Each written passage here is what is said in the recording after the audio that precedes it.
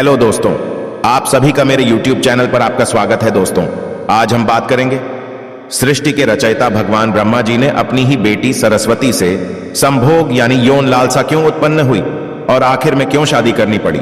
तो दोस्तों, इस कथा को शुरू करने से पहले यदि आप मेरे इस YouTube चैनल पर नए हो तो मेरे YouTube चैनल को सब्सक्राइब करें और इस वीडियो को लाइक करें। इस कथा को पूरा सुने, आधा अधूरा ना छोड़े। आधा अधूरा छोड़ने से मां सरस्वती का अपमान होगा, इसीलिए इस वीडियो को अंत तक जरूर देखें। क्या आपको मालूम है कि सृष्टि के रचयिता कहे जाने वाले ब्रह्मा जी के मन में अपनी ही बेटी के प्रति यौन लालसा उत्पन्न हुई थी, जिसके बाद उनकी बेटी सरस्वती को अपने पिता के मंसूबों के बारे में पता चल गया और वो ब्रह्मा जी से छिपने के लिए संपूर्ण ब्रह्मांड में छिपने लगी।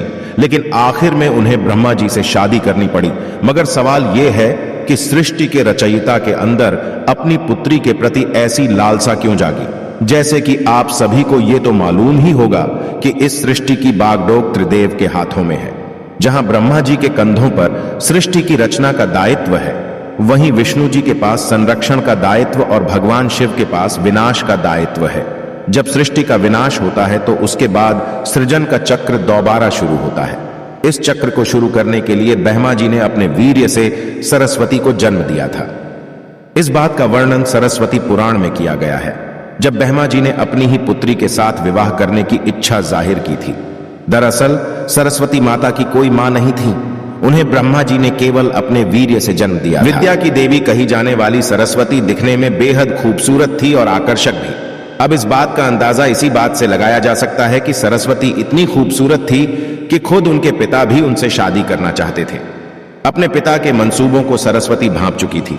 यही कारण था कि वो उनसे बचने के लिए चारों दिशाओं में छिपती रही और अंत में सरस्वती आकाश में जाकर छिपी, जहां से उन्हें ब्रह्मदेव के 5वें सिर ने ढूंढ निकाला।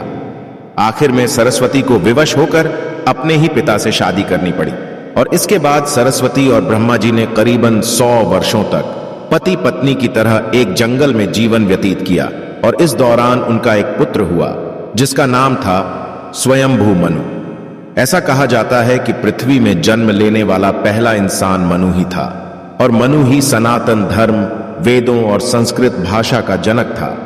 अब अपनी ही पुत्री से आकर्षित होना और संभोग करने की लालसा रखने के कारण सभी देवी देवता ब्रह्मदेव को एक दोषी की तरह देखने लगे, जिसके बाद सभी देवगण महादेव के पास पहुंचे और उनसे आग्रह किया कि वह ब्रह्मदेव को अपनी ही बेटी के प्रति यौन लालसा रखने के लिए दंड दे। वाक्य सुनकर शिव जी अत्यंत क्रोधित हुए और उन्होंने ब्रह्मदेव के 5वें सिर को उनके धड़ से अलग कर दिया।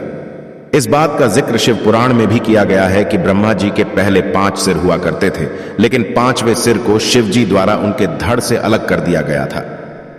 भगवान शिव द्वारा ब्रह्मदेव का 5वां सिर ही इसलिए काटा गया क्योंकि 5वें सिर से ब्रह्मदेव ने अपनी ही पुत्री सरस्वती से संभोग करने के लिए कहा था, जिसके बाद क्रोधित होकर सरस्वती ने ब्रह्मा जी से कहा कि आपका ये मुख सदैव अपवित्र बातें करता है और यही वजह है कि आपकी सोच भी विपरीत हो जाती है।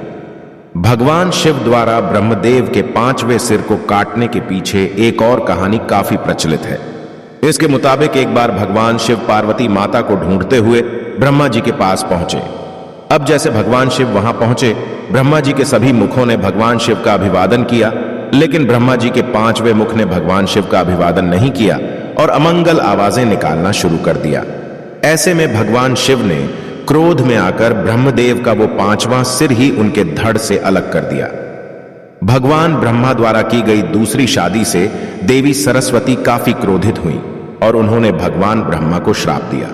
उसने कहा, आपने दुनिया को लालसा से भर दिया है और दुख के बीज को बो दिया है। आपने एक पवित्र आत्मा को बांधा है।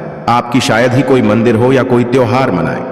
तो इस श्राप के कारण भगवान ब्रह्मा के केवल 2 लोकप्रिय मंदिर हैं, एक पुष्कर राजस्थान में और दूसरा तमिलनाडु। दोस्तों, ये जानकारी आपको कैसी लगी कमेंट करके जरूर बताएं और इस वीडियो को लाइक करके मेरे YouTube चैनल को प्लीज सब्सक्राइब जरूर कर ले और बेल आइकन को प्रेस कर ले ताकि आने वाले वीडियो का नोटिफिकेशन आपको सबसे पहले मिले। आज के लिए बस इतना ही, मिलते हैं अगले वीडियो में। हर हर महादेव। जय श्री कृष्णा, जय श्री राम।